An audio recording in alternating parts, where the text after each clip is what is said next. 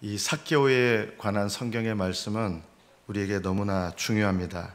왜냐하면 죄인을 의롭다 하시는 하나님의 구원을 나타내는 가장 대표적인 말씀 중에 하나이기 때문입니다. 이스라엘 사람들이 가장 죄인 중에 죄인으로 여기는 사람이 세리였는데 그 세리 중에서도 또 세리장이었습니다. 그런 삭개오가 어떻게 예수님을 만났고 어떻게 구원받은 사람이 됐는가? 그리고 그런 삭개오가 구원받아서 어떤 사람이 되었고 어떤 삶을 살았는가? 이것이 우리와 연관되는 너무나 중요한 말씀이죠. 삭개오는 자기 자신을 어떤 시선으로 바라보았을까요? 키가 오늘 성경 본문에 보면 키가 참 작았습니다. 아마 제일 작은 사람이 아니었을까? 아마 키가 제일 작은데 아주 뚱뚱한 사람 있잖아요. 욕심 많아 보이고 그런 이미지의 사람이 삭개오였습니다. 키가 작아서 아마 어렸을 때부터 열등감이 많았던 사람이었을 겁니다. 이것은 자기 인생의 핸디캡이었습니다. 이 핸디캡을 내가 뭘로 돌렸느냐? 내가 다른 것에 다른 사람에게 대해서 내가 이길 수는 없지만 이거라도 내가 열심히 해서 이 핸디캡을 극복해야겠다. 그것이 바로 뭐였냐면 돈이었습니다. 돈 버는 거. 그런데 이 사람이 내가 다른 사람들보다 돈을 더 벌 수 있는 방법이 별로 없는 거예요. 그럼 다른 사람들보다 내가 돈을 더 벌 수 있는 방법이 뭐냐? 사람들이 욕하는 직업이 있었습니다. 요즘으로 말하면 세무공무원이지만 로마의 앞잡이가 돼서 동족들을 등쳐먹으면서 돈을 착취하는 이런 사람이 세리였기 때문에 이스라엘 사람들이 생각하는 도덕적인 차원에서 가장 큰 죄인은 창녀였고 그 이외에 가장 멸시하는 죄인 중에 죄인이 누구였냐면 세리였습니다. 이 세리라는 직업을 선택하고 나는 돈이라도 벌어야겠다 해서 인생의 목적을 돈 버는 데 두고 사람들의 비난도 기꺼이 감수하면서 돈을 벌어갑니다. 열등감과 그리고 이 돈에 대한 집착 때문에 세리장의 자리까지 오르게 되고요. 사람들이 비난하는 거 있었지만 그러나 사람이 느끼는 게 있잖아요. 너희들이 아무리 나를 비난해도 결국 돈 앞에서 결국 내 앞에 무릎 꿇고 그런 모습들을 경험한 거예요. 난 돈을 더 벌어야겠다. 수단과 방법을 가리지 않고 돈에 대한 집착으로 돈을 벌게 됐습니다. 아무리 비난을 받아도 나는 그래도 돈을 벌겠다. 이런 가치관을 가지고 살아왔습니다. 그러나 돈이 많아지면 많아질수록 자기 마음속에 왠지 모를 공허감이 느껴졌습니다. 목이 마를 때 바닷물을 마시면 잠깐 동안 목이 축여지는 것 같지만 이내 더 목마름이 깊어지죠. 그런 것처럼 이 공허함을 해소하려고 돈을 미친 듯이 더 버는데 얼마나 또 부정한 수단도 사용했겠어요? 미친 듯이 돈을 긁어 모으는데 이 공허한 마음을 돈으로 채우려고 그러니까 잠깐 동안이고 오히려 더 공허함을 느끼는 거예요. 아마 이것이 세리장 삭개오의 예수님 만나기 전의 모습이었을 것입니다. 오늘 누가복음 19장 1절에 보면 예수님께서 세리장 삭개오가 살던 여리고로 지나가셨습니다. 이 여리고에 들어올 때 벌써 어떤 일을 하셨냐면 18장 뒤에 보면 바디메오라고 하는 맹인 거지를 눈을 뜨게 하시는 기적을 일으킵니다. 이거는요 엄청난 일이었습니다. 왜냐하면 선지자들도 많은 기적을 일으켰지만 선지자들이 일으킬 수 없었고 이거는 메시아만 할 수 있는 기적이라고 성경에 말씀하는 기적이 있었습니다. 그게 뭐냐면 눈을 뜨게 하는 기적입니다. 이 눈을 뜨게 하는 기적만큼은 구약의 어느 능력 있는 선지자도 하지 않았던 기적이거든요. 그런데 예수께서 소경거지, 맹인거지 바디메오의 눈을 뜨게 하신 거예요. 이거는요, 이 여리고라는 도시를 삽시간에 이 예수님께 대한 소문으로 가득 차게 했습니다.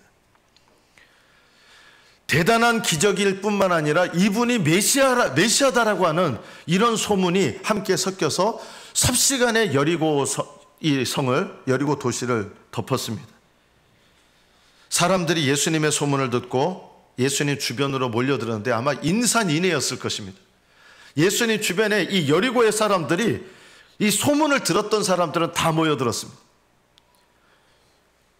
마음속에 아마 공허감을 느끼고 있었을 이 세리장 삭개오의 마음속에 예수님에 대한 소문을 들었을 때 예수님을 보고자 했다 그랬습니다.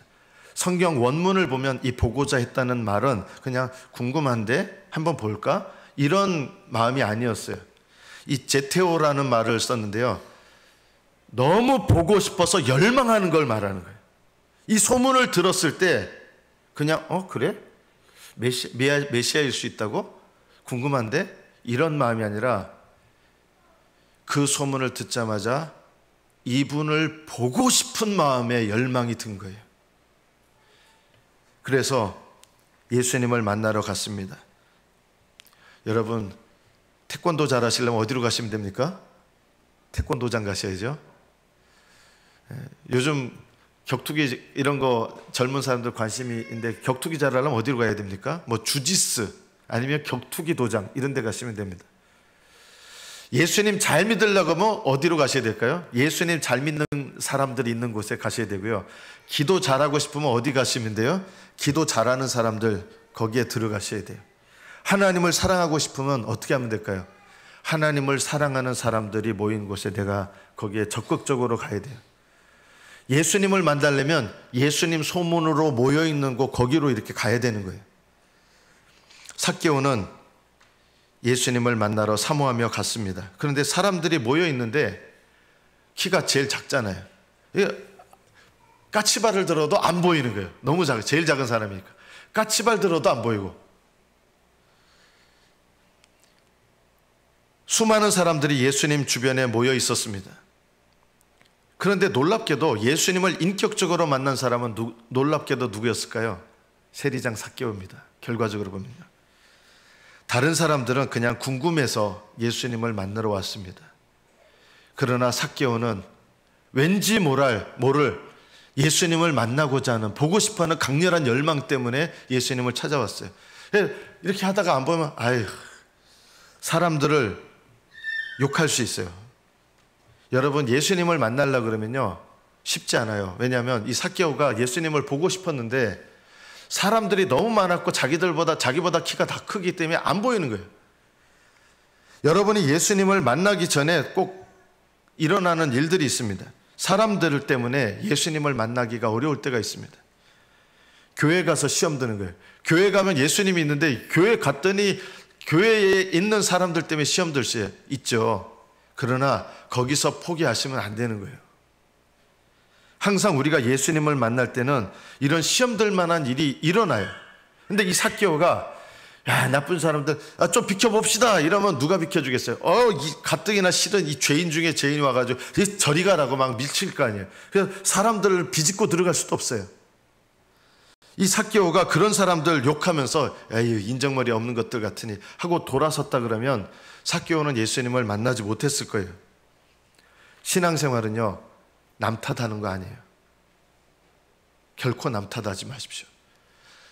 저는 제가 성장했던 모교회 다닐 때 어떻게 보면 담임 목사님으로부터 이 구원의 진리에 관한 말씀을 제가 물론 못 들어서 그렇겠지만 구원의 진리에 관한 말씀을 구체적으로 제가 들어본 기억이 한 번도 없어요. 그런데 이제 지나온 길을 보면 소원만 있으면 얼마든지 그게 가능합니다. 교회 문제가 아니더라고요. 내가 마음의 소원함만 있으면 그게 문제가 되지 않습니다.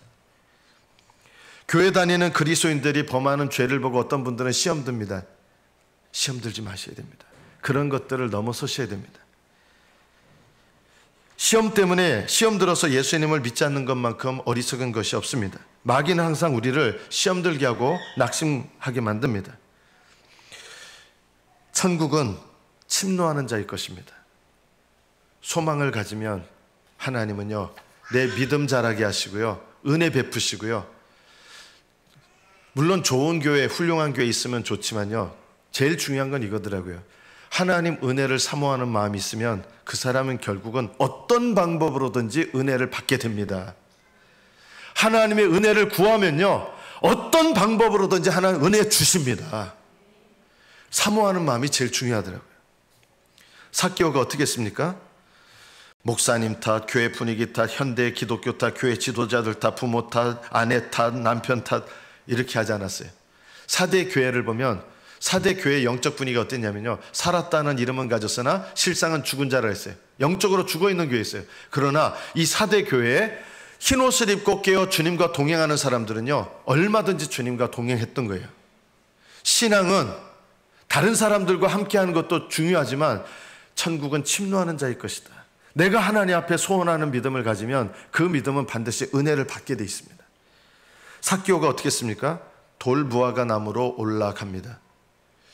여러분, 이런 모습을 보면 보통 뭐라 그럽니까? 아이, 저 나이 먹어가지고 뭐 하는 짓이야 저게. 아이, 낯살이나 먹은 사람이 저 애들처럼 저 뭐 하는 짓이야. 돌무화과 나무에 왜 올라갔습니까? 방법이 없으니까.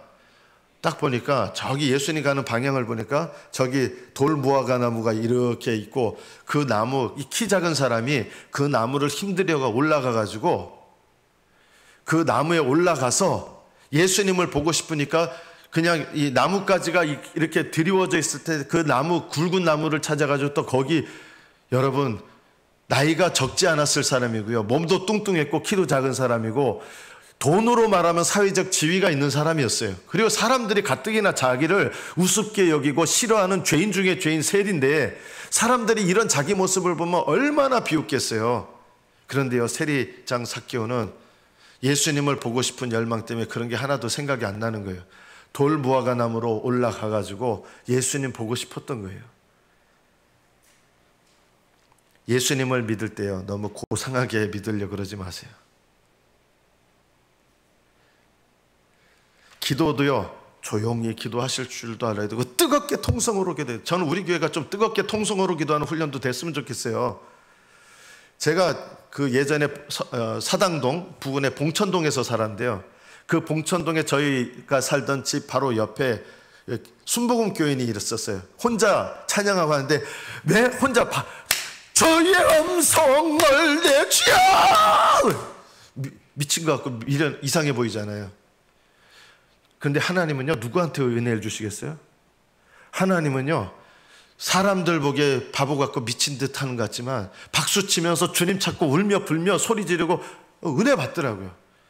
믿음이 잘 자라요. 고상해 보이게 신앙생활을 하려고 그러지 마세요. 어린아이처럼 신앙생활을 하는 거예요. 기도할 때 부르짖기도 해야 되고요, 매달리기도 해야 되고요. 저는 고상하게 기도하시는 분들이 방언받는 경우를 못 봤어요. 저도 좀 고상하게 기도하려고 하는 스타일인데 방언 못 받아요. 미친 듯이 기도해야 방언 받아요. 왜 그럴까요? 그것도 우리 기도 생활에 필요한 모습이기 때문에 그래요. 여러분, 미친 듯이 기도해 봤습니까? 사람들이 욕해도 소리 질러 기도해 봤습니까? 목이 쉬도록 기도해 봤습니까? 고상하게 예수님 믿으려고 하지 마시고 진정으로 예수님을 믿으려고 해야 됩니다. 그런 사람이 은혜를 받게 돼 있어요. 뽕나무에, 옛날에 뽕나무라 했는데 돌무화과 나무 여기 가지에 올라간 이 삭개오가 예수님을 인격적으로 만나는 거예요. 사람들이 이 모습을 다 지켜보고 있었는데 예수님께서 지나가시다가 이름을 가르쳐 주지도 않았을 거예요. 그런데 예수님은 알고 계시는 거예요. 전혀 예상하지 못했던 일이 일어납니다. 삭개오야, 내려오너라. 얼마나 놀랐겠습니까? 저는 삭개오 입장에서 예수님께서 나뭇가지에 매달려 있는 자기 모습을 바라보시면서 삭개오야, 내려오너라. 오늘 내가 너의 집에 유하여야 하겠다. 예수님의 이 음성은요, 삭개오의 인생 전체를 변화시켰습니다. 삭개오야라는 말이 무슨 뜻인지 아십니까? 원래 이 사람 이름이니까 그렇게 부르지 않겠습니까? 저는 이 사람의 이름이 삭개오라는 것도 우연이 아니라고 여깁니다. 이건 하나님의 주권적인 섭리로 준비된 거예요. 삭개오라는 이름은 놀랍게도 의인이란 뜻입니다. 의인.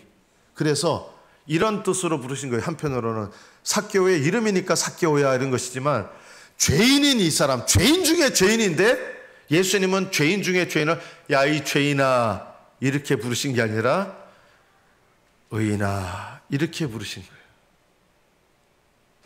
주님께 나오는 죄인에 대해서 주님께서 성경에 단 한 번도 이 죄인아 이렇게 부르신 적이 없으세요. 제일 더럽다고 여겨진 여자 중에 한 명이 사마리아 여인이잖아요. 이 사마리아 여인이 예수님을 만났을 때 예수님께서 이 여인에게 야 이 더러운 여자야 이런 적이 있습니까? 전혀 그러신 적 없습니다. 죄인 중에 죄인이었는데 삭개오야 그 이름을 부르시면서 이름도 부르셨지만 동시에 죄인 중에 죄인인 이 삭개오를 주님은 자기 백성으로 부르시는 거예요. 이게요. 내 백성으로 부르시는 거예요. 이 부르심에 삭개오는 반응하게 됩니다. 너무너무 즐거운 거예요. 너무 기쁜 거예요. 예수님을 모시고 집으로 가는데 자기 인생에 이렇게 기쁜 일이 없었던 거예요. 여러분 삭개오가 예수님 모시고 집에 들어가니까 사람들이 뭐라 그랬습니까? 저가 그 사람이 예수님이죠. 죄인의 집에 들어갔도다 그랬어요. 이게 무슨 장면이라고 생각되냐면요. 여러분 우리나라로 보면 이거예요. 여러분 우리나라 사람들 입장에서 제일 싫어하는 사람 누굽니까? 요즘 이제 친일파 되게 싫어하잖아요. 저도 친일파 되게 싫어하거든요. 그 중에 우리가 대명사처럼 떠오르는 사람이 있잖아요. 누굽니까? 이완용 이런 거예요. 예수님께서 어느 날 여리고성에 들어가셨는데 누구를 찾아보셨냐면 이완용이 돌감나무에 매달려 있는 거예요. 저 죄인 중에 죄인, 친일파 중에 친일파, 저 나쁜 놈. 그 이완용을 예수님이 부르셔서 누구 집에 들어가신 거예요? 이완용 집에 들어간 거예요. 여러분 그 모습을 만약에 본다 그러면 여러분은 예수님에 대해서 어떤 느낌이겠어요? 아니 예수란 저작자가 저 친일파 중에 친일파 나라 팔아먹은 저 인간의 집에 들어갔어? 도대체 저 인간 뭐야? 이렇게 여겨졌을 거죠. 이 당시에 예수님을 보았던 삭개오가 모시고 들어가는 예수님을 바라보면서 사람들이 가졌던 감정이 이런 감정이에요. 저 사람이 죄인의 집에 들어갔도다.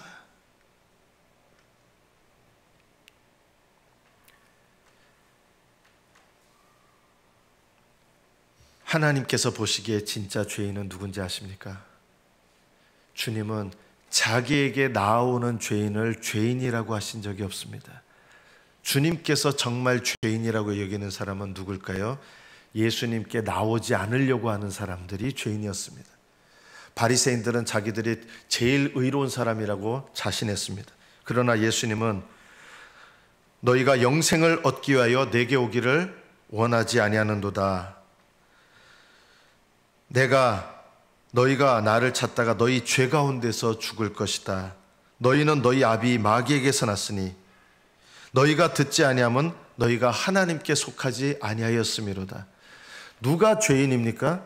주님께 나오지 않는 사람이 죄인이고 오히려 자기 죄를 죄인 중에 죄인인데도 불구하고 자기 죄를 깨닫고 주님 앞에 나오는 사람을 주님은 삭개오야 너는 내 백성이다.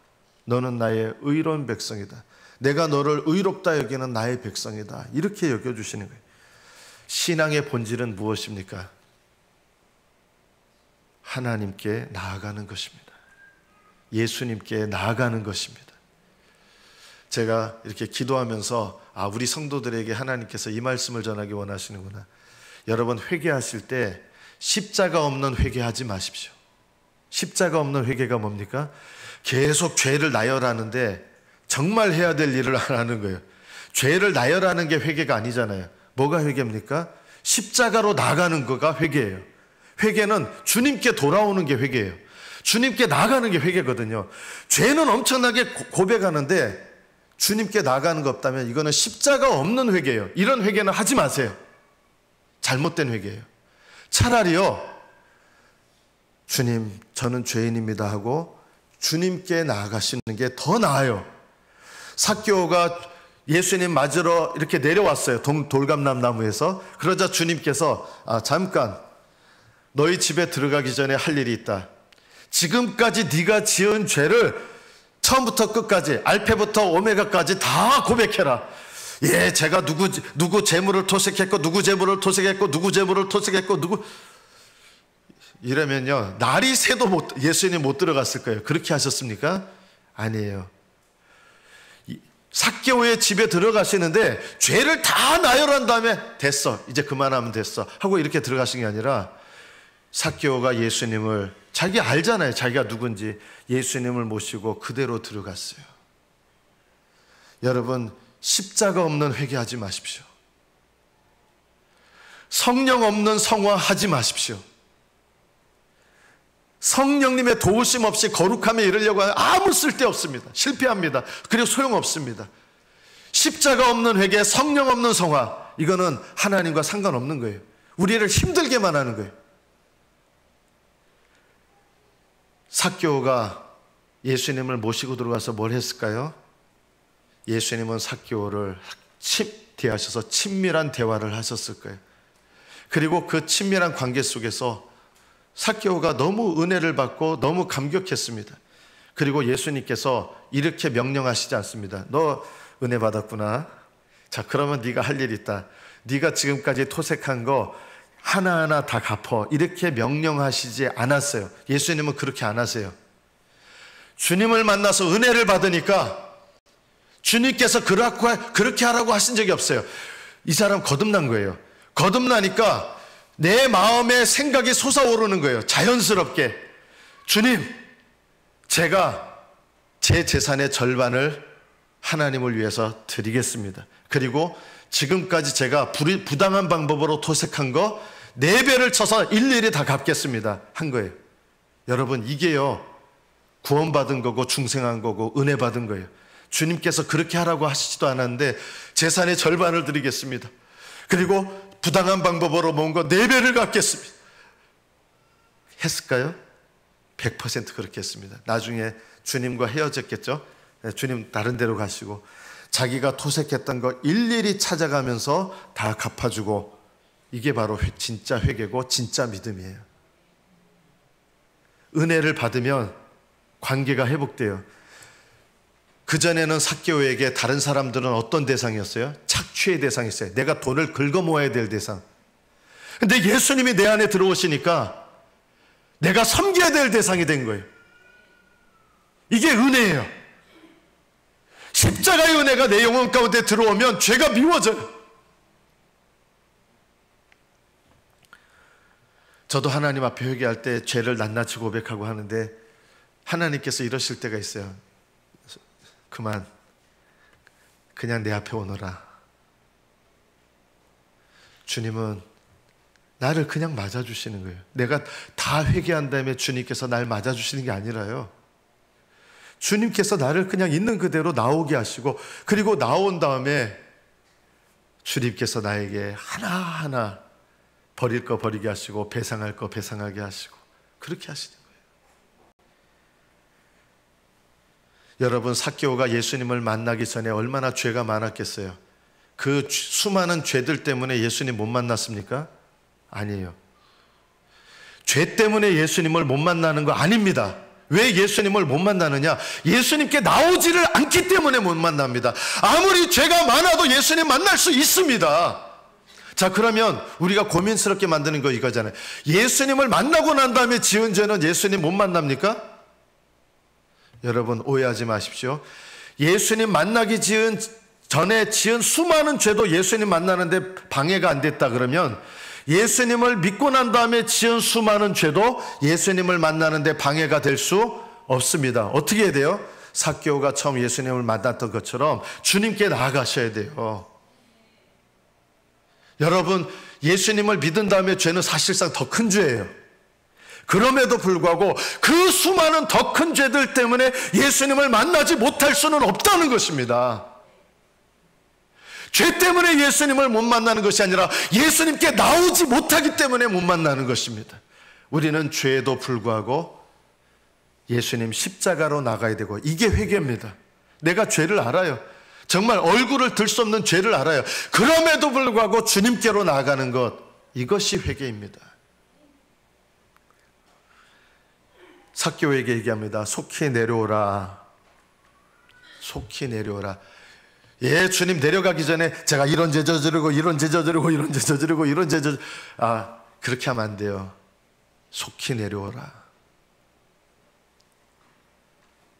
하나님께 나아가는 것을 지체하지 마십시오. 삭개오가 제일 잘한 게 뭘까요? 속히 내려오라 하셨는데 속히 내려왔습니다. 오늘 너의 집에 유하여야겠다. 우리 신앙생활은 보통 이렇습니다. 저희 집에 누추해서 못 들어오십니다. 제가 이런 죄를 저지르고 이런 죄를 저지르고. 속히 모시고 들어갔어요. 그리고 또 삭개오가 잘한 게 있어요. 예수님께서 교제하면서 은혜를 받았잖아요. 그러니까 제가 제 재산의 절반을 드리겠사오며 4배를 갚겠나이다. 미래형으로 되어 있지만요, 원문은 현재형으로 되어 있습니다. 이게 무슨 뜻이냐면요, 우리말로는 이게 좀 이해가 안 되죠. 제가 제 재산의 절반을 드리옵나이다. 지금 드리옵나이다요. 그리고 4배를 지금 갚나이다. 앞으로 어떻게 하겠습니다 하는 게 아니라 삭개오는요 곧바로 적용을 한 거예요. 오늘부터 적용을 한 거예요. 오늘 내가 드립니다. 오늘 갚습니다. 이게요 신앙이에요. 저는 이 삭개오의 모습을 보면서 속히 내려오라. 네 집에 유하야겠다. 기쁘게 모시고 들어가고, 적용하는 것도 앞으로 어떻게 하겠습니다. 이런 거 오늘 하라고 하시는 일을 내가 순종하면 돼요. 오늘 하라고 하는 거. 이것이 믿음의 걸음을 걷는 비결이에요. 주님을 만나자 삭개오가 변화됩니다. 시선이 바뀝니다. 여러분, 내가 행복하지 못하다고 느낄 때가 있을 거예요. 보통 돈 때문에 행복하지 못하다고 느낄 때도 있는데 대부분 제일 비참하게 느낄 때가 사람 때문에 행복하지 못하잖아요. 우리 가족 때문에 행복하지 못하고 갑자기 아내와 남편과 자식과 부모와의 사이가 틀어져 가지고 행복하지 못해요. 화가 나서. 그런데 돌아보십시오. 그 사람을 바라보는 내 눈이 바뀌면요 전혀 다른 인생이 됩니다. 사람들은 이 삭개오를 어떻게 보았을까요? 저 죄인 중에 죄인, 이렇게 보는 거예요. 그러나 예수님은 삭개오를 어떻게 보셨을까요? 똑같은 사람이었는데 사람들은 다 삭개오를 저 죄인 중에 죄인, 저 더러운 죄인, 저 악한 죄인, 이렇게 봤는데요, 예수님은 삭개오를 어떻게 보셨습니까? 자기에게 속한 자, 주님께서 찾아오신 잃어버린 자로 보셨습니다. 내가 찾아야 될 나의 백성. 사람들은 죄인 중에 죄인으로 정죄했는데 예수님은 삭개오를 바라보실 때 내가 찾아야 될 잃어버린 나의 백성으로 보신 거예요. 그렇게 보실 때 이 죄인아 이렇게 보셨을까요? 그 매달려 있는 삭개오의 모습을 보면서 아이고 저 죄인 이렇게 보셨을까요? 전혀 아니었습니다. 잃어버린 나의 백성이 그 돌감난 나무에 매달려 있는 그 모습을 보면서 돈을 우상으로 삼고 왔던 인생이었어요. 사람들 등쳐먹고 왔던 인생이었어요. 죄인 중에 죄인이에요. 그러나 돌감난 나무에 매달려 있는 그 삭개오를 보면서 잃어버린 나의 백성, 내가 찾으러 온 나의 백성으로 삭개오를 보셨습니다. 그런 주님의 은혜를 받으니까 삭개오가 자기를 욕하는 사람들을 향해서도 어떻게 바뀝니까? 저 인간들을 향해서 내가 더 등쳐먹어, 안 놔줘, 내가 끝끝내 내가 내 돈 벌어야 된다, 이런 생각으로 바라봤던 사람들에게 내가 4배를 갚겠습니다. 그 사람들은 여전히 자기를 죄인 중에 죄인으로 봐요. 그러나 삭개오가 자기를 바라보시는 예수님을 경험하니까 여전히 다른 사람들은 나를 죄인시 여기고 바라보는데 삭개오는 그 사람들을 향해서 내가 갚아줘야 될 사람으로 전혀 다르게 보기 시작합니다. 참된 신앙은 관점, 보는 것을 변화시킵니다. 여러분은 삭개오와 같은 시선으로 다른 사람들을 바라보십니까? 은혜 받으면, 주님을 알면 똑같은 사람이었는데 나는 저것들하고 나는 경쟁해야 되고 싸워야 되고 나는 저것들에게 돈을 뺏어야 돼, 이런 관점이 바뀌어서 다른 사람에게 그 사람은 내가 섬겨야 될 사람이고 내 재산의 절반도 얼마나 많은 손해가 있었어요. 예수님 만나서 재산이 불어났습니까? 엄청난 자산의 감소가 일어났습니다. 그렇다고 해서 제가 주님께 이렇게 드려오니 앞으로 돈 더 많이 벌게 해주세요, 이런 기도 삭개오가 단 한 번도 안 했어요. 놀랍게도 돈에 중독돼서 살아왔고 돈이 우상이었던 인생이었는데 오히려 돈을 내놨고 돈을 위하여 살아왔던 인생이 주님을 위하여 사는 인생이 되고, 돈만 바라보고 살아왔던 인생이 주님을 바라보는 인생이 됐고, 돈이 내 인생의 전부라고 세웠던 인생이 하나님이 내 인생의 전부라고 하는 인생으로 변화되었던 이 놀라운 신앙의 변화가 삭개오에게 일어난 것입니다.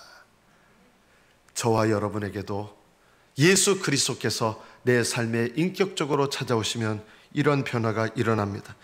여러분 가족들이 어떻게 보이십니까?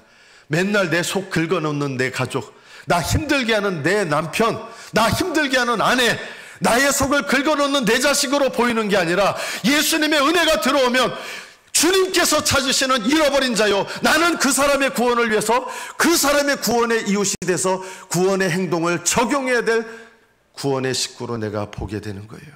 이런 관점으로, 이런 시야로 여러분의 눈이 변화되어야 됩니다. 홀로 자식을 키우던 어머니에게 며느리가 들어옵니다. 보통은 어떤 일이 일어납니까? 며느리가 들어왔는데 아들하고 알콩달콩 살아요. 자기가 뼈 빠지게 일하면서 길러놨더니 어디서 전혀 듣도 보도 못한 며느리가 들어와가지고 아들하고 알콩달콩 사는 거 보면 좋아하는 게 아니라 뭔가 뺏긴 것 같아요. 죄송합니다. 천연히 이렇게 보게 되고, 세상에 못된 거 이렇게 보이고. 그러나 은혜가 내게 들어오면 내가 구원의 이웃이 되어 섬겨야 될 식구로 보이고, 보는 관점이 바뀌면 내 인생이 바뀌는 것입니다.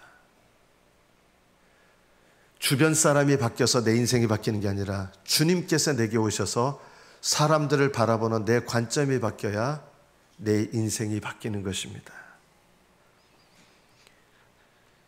남편이 바람을 피웠습니다. 세상에 젖 때려주기도 시원찮을, 이렇게 보는 것은 세상 사람들의 관점입니다. 참 어렵죠. 나쁘죠. 그거 두둔하면 안 됩니다. 그러나 내가 그 사람의 구원의 이웃이라 그러면 그 바람 피운 죄를 범한 남편까지도 심지어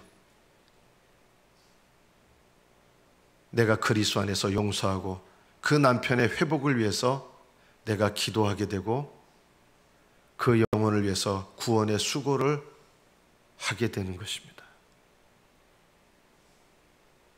세상 사람들의 관점으로 보면 어떻게 그런 걸 용서할 수 있어 하지만 하나님은 오히려 그 사건을 통해서 나로 하여금 다르게 보게 하시고 구원의 사건을 이루게 하시고, 그것이 오히려 내 인생의 영생의 길로 인도하는 사건이 된다는 것을 알게 되는 것입니다. 여러분의 가족들이 어떻든 우리 가족은 내가 구원의 이웃이 되어 구원을 위해 섬기라고 하나님께서 내게 보내신 사람입니다. 이 관점으로 여러분의 가족을 보시면 여러분의 가정이 변화되게 될 것이고요, 여러분의 인생이 변화되게 될 것이고요, 여러분의 영원한 삶이 새롭게 될 것이고 준비되게 될 것입니다. 하나님의 은혜가 여러분 안에 이런 놀라운 변화, 다른 사람을 바라보는 관점의 변화가 일어나서 그것이 일어난다면 내 인생이 변화되는 것입니다. 이 놀라운 변화가 저와 여러분에게 날마다 일어나시기를 축복합니다. 기도하겠습니다.